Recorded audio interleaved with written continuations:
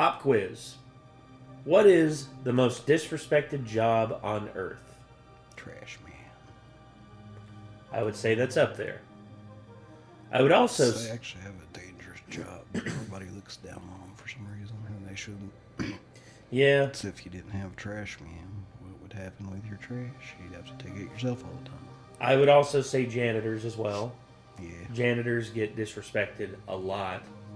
Except for the one where I went to school, Ronnie. Everyone loved him, dude. Anytime we'd see him down the halls, me and the boys would be like, Ronnie! Yeah, we had a really cool janitor at my elementary school that everybody really liked. He was a cool guy. My mom even was friends with him.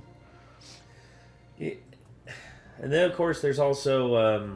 He reminded me of Ernest P. Worrell, actually, is what he reminded me of. Was he a goofball? Yeah, and he kind of looked a little like Ernest. Did he have that sneer, that... He just had the kind of like type laugh and stuff, you know? Yeah.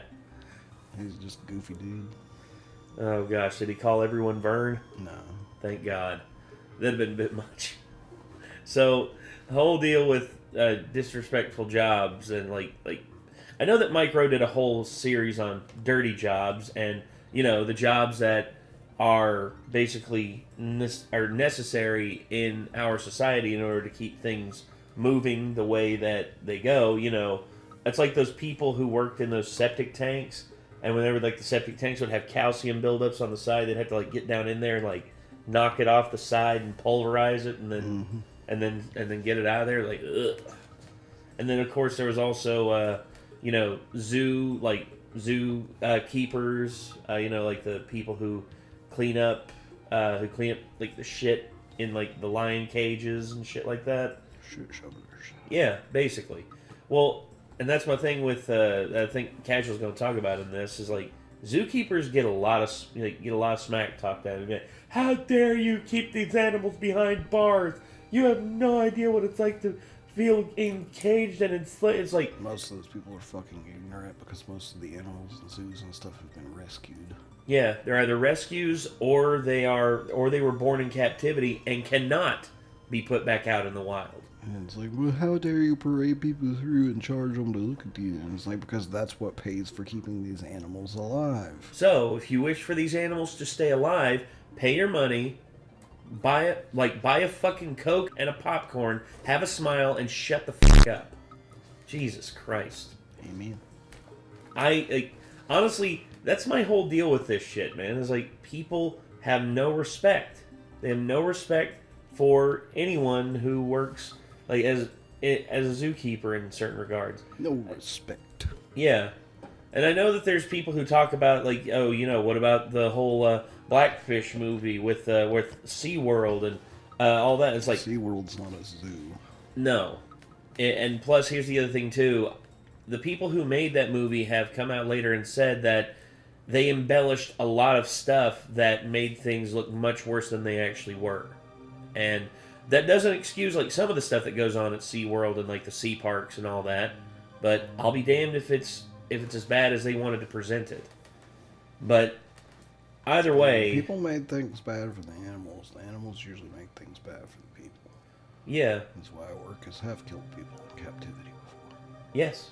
And also the thing with animals is that they're dangerous. Like, even like tigers who were born in captivity can still munch your face off. Can still claw your guts out of your stomach. And honestly, it's a terrible thing when animals are born in captivity, especially like against their will.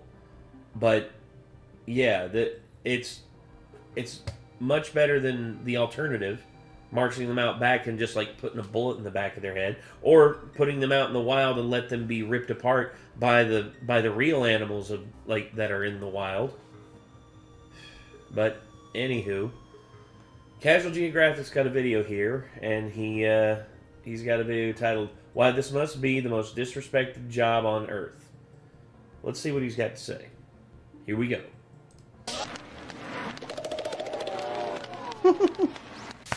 So there's a lot of talk about man versus bear. Would you choose the man? Would you choose the bear? How about we talk about that time women chose gorillas? This is Shibani. Shibani is a 27-year-old living in the Hiyashiyama Zoo in Nagoya, Japan, where his face card went viral and caused a direct increase in the number of female visitors. Call him George the way he had these women curious. Last name Clooney, because that's the main guy they compared him to. Oh, and if you couldn't tell, Shibani's also a 400+ pound primate with a perpetual pump. Not only that, he's a loyal husband with 2 wives and children. That's a family man being lusted after. Some of the words used to describe him were punky, heartthrob, metrosexual, spornosexual. I didn't even know what that meant. One article even asked, quote, would you go for a romp in the jungle with Shibani? Huh? A sinful liaison, No. that's harambe. Had women hot and bothered, that's femme flambe. Call him Susan B. Anthony the way he had women showing up to the poll. Just kidding, real ones know gorillas ain't packing anything but a room. But yeah, Shibani's looks transcended the laws of nature, and if I had a nickel for every time a woman's feelings towards a gorilla made headlines, I'd have 2 nickels. Which is too many more than I should have. One woman was a frequent visitor at the Die Blijdorp Zoo in the Netherlands, and her favorite was a silverback named Bakito. Up to 4 times a week, she'd find him, make direct eye contact, and smile. I'm not even gonna explain how much of a gorilla middle finger that is. Yeah, you don't show your teeth to them, because by doing that, that initiates, like, you think that you're superior. And especially if you gesture, like put your arms up and just like, just like do something. That that is a genetic disposition in their brain to like snap your neck. Like, you don't do that. Like, when you're around them, you act like just be normal. Just like look at them, just like wave and just smile. No teeth, and also. Don't keep direct eye contact. Instead, just look around them. Just like, do not make direct eye contact, because that will. Keepers tried to warn her, but she didn't listen. Her and Bakito, they had. Ah, damn it, dude! How come they keep showing photos of me on here? Let's look closer to my teeth. He's missing one of the same ones I am. This is the same one I'm missing. Oh my god! See? Oh man, okay. But I was just like saying like huh? Like me looking dumb, like huh? Exactly. A connection. Oh, they connected all right. One day she smiled again and called him constipated because Bakito was not letting that shit slide. Bakito broke out and would proceed to put the beats on her like Afro music. And he jumped over a water-filled ditch to do it. Gorillas hate water. Bakito was fed up. He was calmly escorted back home, where he lived well for another 16 years until he passed away in April of 2023. His get back on his biggest fan /op was immortalized as a word of the year. And the woman, who I originally felt bad for, apparently didn't get hit hard enough. So if y'all that don't know, my first aspiration in life was to be a zookeeper. I even had a state-of-the-art custom virtual simulator to prepare. Yet No.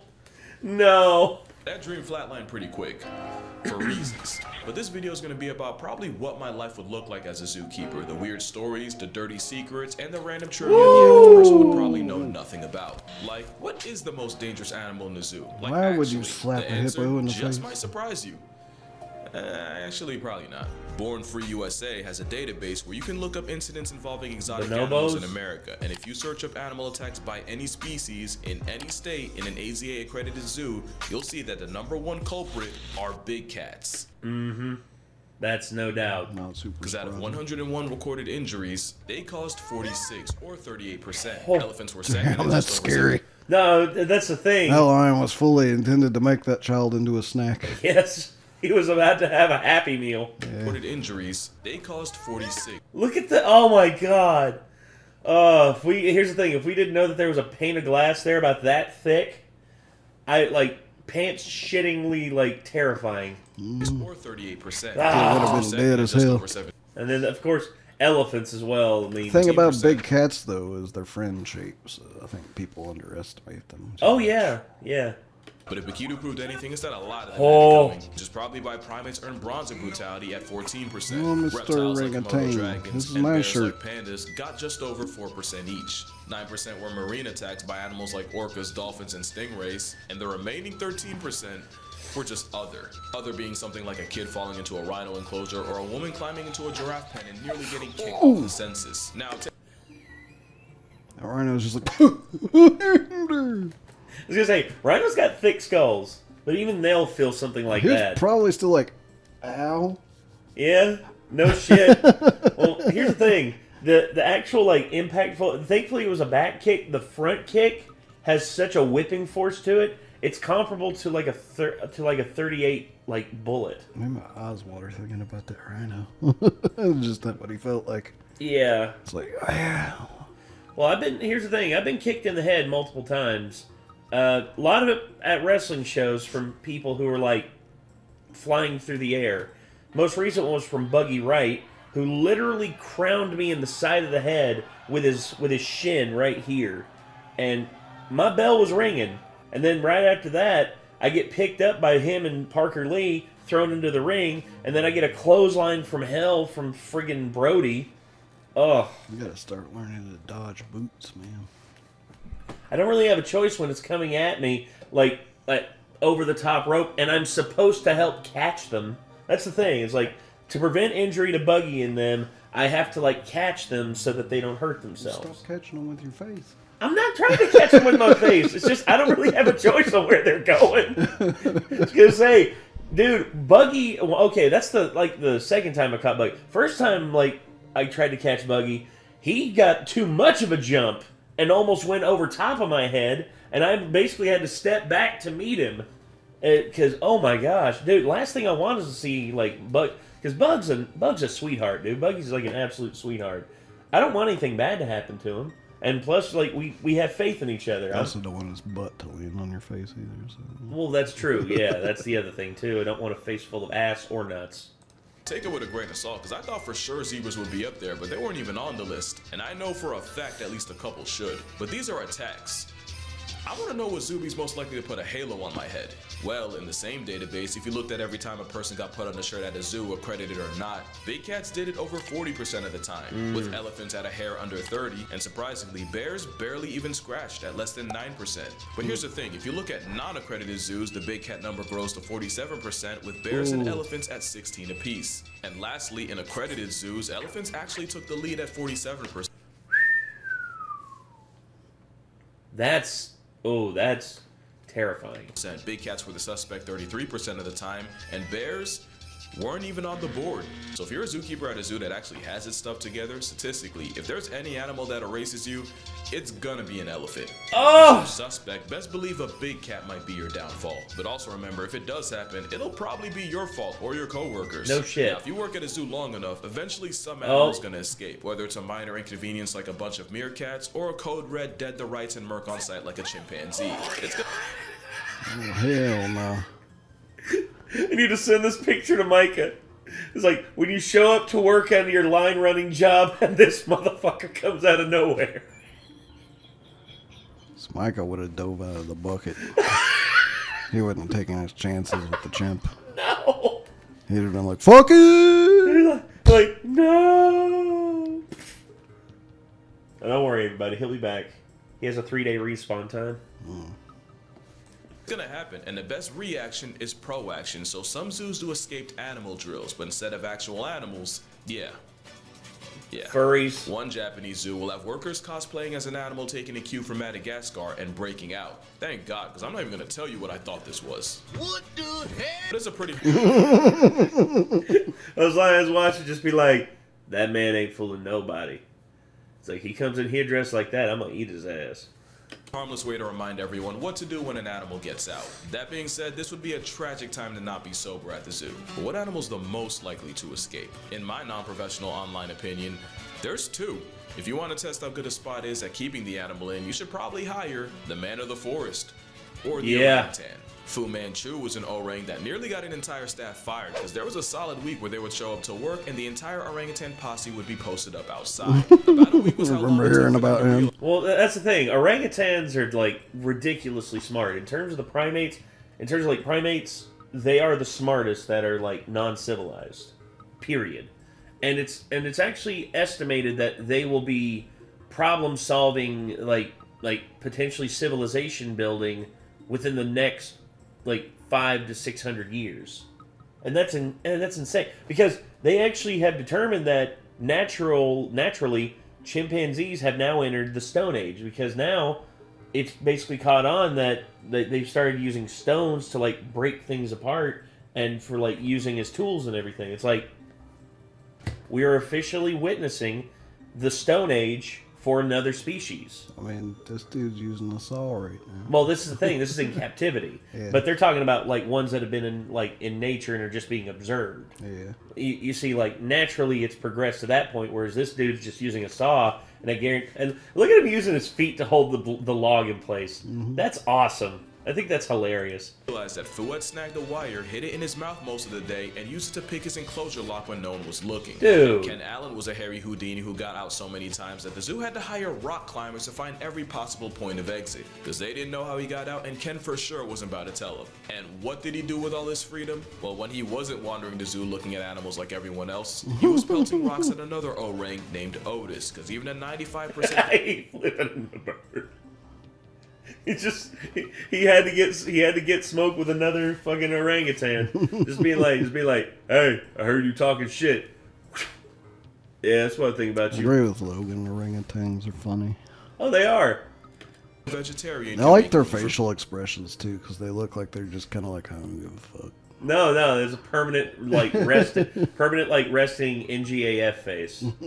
Yeah. And for those of you wondering what NGAF stands for, not giving a fuck. Beef. The other animal's the red panda. Do your homework on how hard it is to keep this red-faced raccoon in. A quick Google search will tell you that a red panda escape has made the news at least once in 1978, 2005, 2007, 2008, 2009, 2012, 2013, and you know what? Probably more. My favorite was red panda Rusty slipping out the Smithsonian and walking the streets of Washington, D.C. completely unbothered. So yeah, if your job's keeping a ninja panda or a Cheeto-flavored gorilla in check, you're gonna have a bad time. But some animals are a great time to work with, and it's often not the ones you'd expect. Rhinos are legally blind trauma tanks that'll buck up to a butterfly. In a zoo, it's a 2-ton Labrador with the personality of a lapdog. And they put the zoo in zoomies. Turkey vultures are unironically like precocious toddlers that'll follow their favorite keeper around and play games with them. And cheetahs might just be the most people-proof predator of them all. In fact, almost too much for their own good. Cheetahs get treated like the doormat of the savannah, and their life doesn't become a cakewalk in captivity. Oftentimes, the overgrown house cat is too anxious to even think about making more cheetahs. So, some cheetahs get emotional support dogs. So the dogs are assigned to the cheetahs as cubs, and the idea is they become a bonded pair with the cheetah seeing Fido as a role model to mirror and take social cues from. It's literal emotional support, because if the introvert cat sees that the dog isn't stressed or pressed, it allows them to chill out, or at least enough to motivate them to multiply without a calculator. And to make it even more wholesome, a lot of zoos like the one in San Diego will use dogs rescued from kill shelters. Definitely one of the top 5 animal friendships. Yeah. And it's not even the only one in San Diego. This is Zari the zebra, also from the San Diego Zoo. And this is her best friend, Sophia. You see, Zari doesn't just live there. She's one of the ambassadors for the zoo, spreading smiles and awareness. But I'm also guessing you can't really have your ambassador around other zebras, because let's just say that might not be the best influence. They aren't. So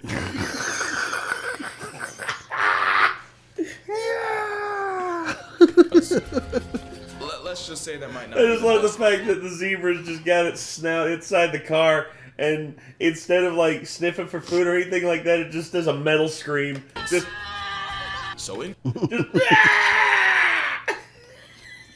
comes Sophia, a miniature Mediterranean donkey and Zari's roommate and best friend. To say they're inseparable would be a massive understatement. And while I can't exactly tell you who's influencing who, just know Zari and Sophia give any cheetah dog duo a run for their money. Now, speaking of role models, have you seen this video of a panda struggling to break bamboo? Well, that's Mang-er, and he's not struggling. The story goes, he was hand-raised by humans his entire life, and while a 250-pound bear might have no problem snapping sticks, a weaker human will. So apparently years of watching his surrogates get humbled by he developed the snot, the sneer, yeah, that's the thing. Humans make funny faces whenever we are like struggling with something. I can tell you that by how many times I've been on the toilet and I made this face like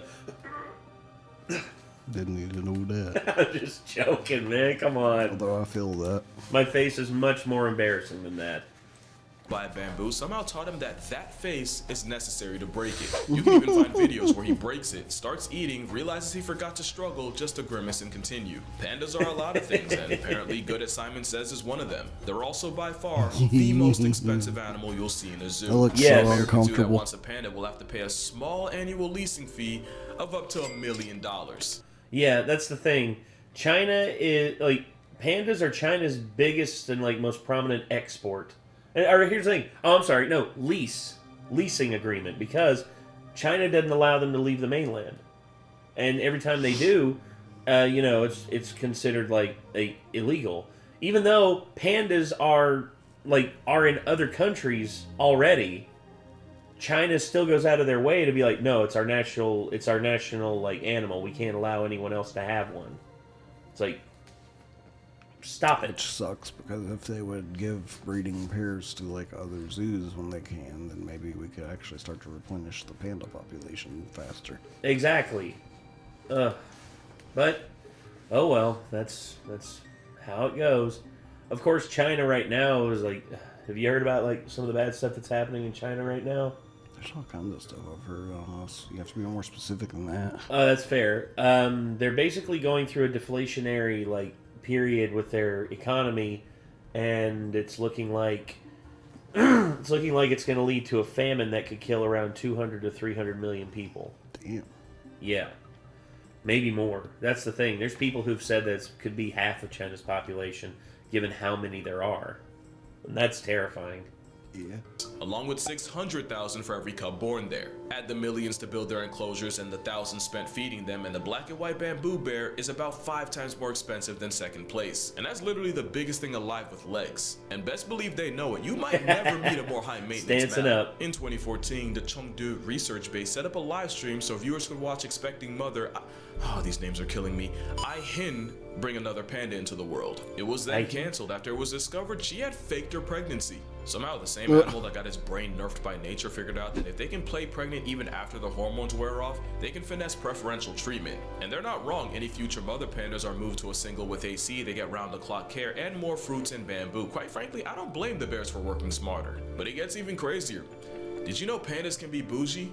Mei Lun and Mei Hun were 2 pandas born and raised in the Atlanta Zoo, but were sent back to China in 2013. The only problem? They refused to eat any traditional Chinese meals, only American. They were not rocking with the Wawatao. They wanted biscuits and cookies. And What can I say? What can I say, dude? American biscuits are something else. Pandas aren't even the only ones to pull some stuff like this. Japan's Akone-en was used to feeding their residents aji, or Japanese horse mackerel. But thanks to inflation, they decided to cut costs by switching to a cheaper alternative, saba. And wouldn't you know, the penguin with king in its name was not about to eat like a peasant, since them and the otters refused to substitute. You see, that's the part of zookeeping they don't tell you. All that time spent preparing fish, slaving away while the stench of your profession dents your social life, just for an uppity tuxedo chicken to choose hunger strike. Man, you know they don't get paid enough for that. Literally, the only compromise was mixing the cheap fish with the aji. As you can see, some animals are way more high maintenance than others, but some are too difficult to even exist in zoos. Think about it. Think of all the zoos you've ever been to and try to see if you can come up with any notable absences. Sloths. I've never seen a sloth in captivity. Or in a zoo. Have you? I don't remember, to be honest. Yeah, all the zoos I've been to. I've really only been to like one zoo, though, which is Knoxville. I've been to the Knoxville one. It's alright. I've been to Knoxville, DC, Atlanta, Miami. Did I go to one? No, I didn't go to the Bronx Zoo because I basically we didn't have enough time. But yeah. Okay, time's up. When's the last time you saw a moose in a zoo? For a lot Damn, he's right. I ain't never seen no moose in no damn zoo. of y'all, including me, probably never. You probably see bison, bears, bobcats, cougars. Y'all know I can speak on wolves, but no moose. Why? Moose have specific diets, they're built like a tank and of course eat like one, and really you could do everything right. They can still pass tense in a few years. And apparently feeding an antler warrior that can't even survive a president's term is a bad investment. So are leopard seals. You'll likely never see the Alp of Happy Feet in the zoo. Narwhals can literally die of social anxiety, so they're out. Tarsiers sometimes seppuku themselves in captivity, so that's a no-go. And they say dietary restrictions are why proboscis monkeys are rare in zoos. I call bullshark. It's definitely because Schnazi might be the most inappropriate animal to take your kids to see. And yeah. Like all the teenagers started laughing his nose looked like that. And then smaller kids would be like, Mommy, what are they laughing at? Then the proboscis monkey actually pulls its real dick out. Just la la la la. Yes, my head's here for a reason. I'm not about to catch an age restriction over an overexposed lipstick dispenser. Or they could just use fake animals, cause it's not like that hasn't happened before. In 1987, a zoo in China was exposed for painting a sun bear and presenting it as a panda. That's a sun bear, by the way. In 2018, a zoo in Cairo did the same, except they had a donkey and zebra face. 2013, and we're back in China, except this controversy was about their resident African lion. There's a lion. That's not a lion. No. That's a fluffy. That's a Mongolian pup. Yeah, that's a Mastiff. I can't remember their exact breed, but I think that's the Mongolian breed. Yeah, that's not a lion. Did y'all even try? But my favorite counterfeit creature story is... These dogs are advertised as panda dogs. They're just dogs, okay? They're so cute, though. They are cute. Did they paint them that way, though? If so, they're assholes. Yeah, or did they dye their hair? That's the other thing they could have done. Like, dyeing the hair would be a more humane way of doing it, but it's still fucked up. Humane, in my opinion. It's still fucked up. Well, no, because here's the thing. It's paint versus hair dye. Hair dye is a much easier thing to, like, deal with, and still, plus... you're putting your dog through unnecessary stress to dye it, so that's just... No, and I get that. Yeah. And I get that. And I'm not advocating for it in any way. It's just I would much rather them hair dye them than spray paint them. Because spray paint is just impossible. Okay. According to Chinese state media, the zoo confirmed it dyed the dog's fur to look like pandas to fill in the blank of not having actual pandas. You know, if I took time out of my day and spent my hard-earned money to go see a panda and got this, I'd probably go and spend more. Man, they got pandas from Temu. I can't even be mad. Temu pandas. I like that. That's a good one. I would have said Alibaba pandas. So obviously people are usually happy to see animals at zoos, but you ever wonder how the animals feel? Well, someone did, and a study from Nottingham Trent and Harper Adams University studied over 250 animals in zoos to see how their behaviors changed around human company. Using hours of observation and research, they found that the animal most excited to see people at zoos, and I really hope this is true, were elephants. Elephants showed the most positive reactions to large groups of people, becoming more active, more playful, and overall seeming to have a better time when humans were around. The other people-happy animals included cheetahs, jaguars, penguins, grizzly bears, polar bears, a cow called a patang, servals. I know why several of those are happy to see people, because they're like, you look delicious. Exactly. Especially the polar bears, they're probably just like... Be like, damn. When do I get to eat one of those? It's like, damn. You don't get to eat one of those. Oh. That weird looking seal's about to become dinner. Tailed prairie dogs. Oh. And on the other side, the animals that seemed to like human company the least were hedgehogs, ostriches, marsupials like kangaroos, ungulates like giraffes and antelopes, and probably most random of all, the tuatara. They have 3 eyes and apparently none of them want to see us. As for the rest, the vast majority of animals had no reaction. The study does raise an interesting question, and that's how the pandemic affected zoo animals. Believe it or not, some animals actually started to miss people. The worldwide panoramic left elephants confused and disappointed, birds like kias and cockatoos missed the attention, and you even had apes like chimps actively looking for missing visitors. And while the shutdown gave us gems like penguins exploring empty aquariums, or a sea lion getting introduced to a tegu, by far the best story to come out was what happened in a Japanese aquarium. You see, the eels in Tokyo Sumida Aquarium were used to people, but the pandemonium turned them back people shy, and those same eels would now hide in the sand whenever a worker or someone would walk past. The problem is, that made it almost impossible to check up on them and keep them healthy. The solution was the aquarium asked people to FaceTime their eels to refamiliarize them with people, like some exposure therapy. There was a legitimate time where you could have gone on a date with an antisocial eel, and the worldwide Panera brought a lot of bad, but this was definitely a bright spot. But now, zoos are back open, so here's some hacks to get the most out of your experience. Animals are going to be most active on cooler, cloudier days, and they usually peak as soon as the doors open. Also, you're going to want to aim for a random weekday, since the less crowded the better. Try it. If you can be there the next overcast 10 a.m. on a Tuesday, I swear you'll see a different zoo. And if you're a cat person, you might want to wear some Calvin Klein. No, seriously, the Klein is a favorite for cats of all kinds, from cheetahs to cougars, from lions to leopards. In fact, researchers have caught wild jaguars on camera by dousing the trap in obsession for men. So next time you're at the zoo and end up in big cat country, go ahead and spritz some of the Klein and see what happens. But yeah, that's gonna do it for this video. I imagine I'm gonna get a couple comments disappointing to me for not blasting zoos for 15 minutes, that I can't possibly care about animals if I still go to them. Here's my take. I've always said that zoos are capable of a lot of good and a lot of bad, but a lot of them are an invaluable resource for conservation and awareness. Exactly. Yep.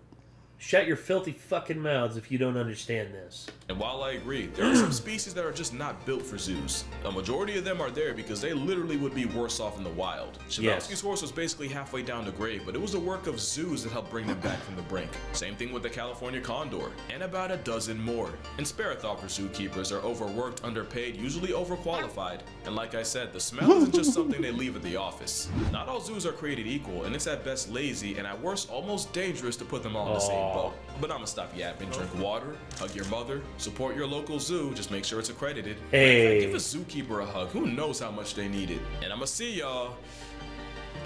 Okay, this is a great, I'd love that job. Yeah. Feeding them little whistle puppies. They're so cute. In the next one.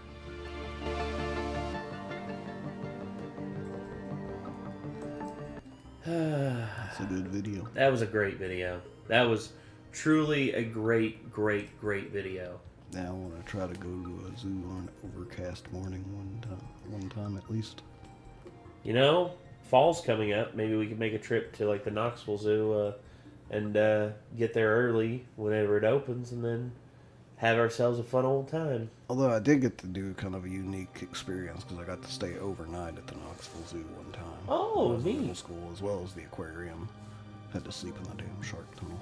Oh. That's part of why I'm scared of them. Oh god! Imagine you waking up and then just like a great white swims over top of you. There's no great whites in there, but Oh, okay. Well, like a more like a bull they shark. have sand tigers in there though. So I okay. did not like seeing their teeth from below. You know.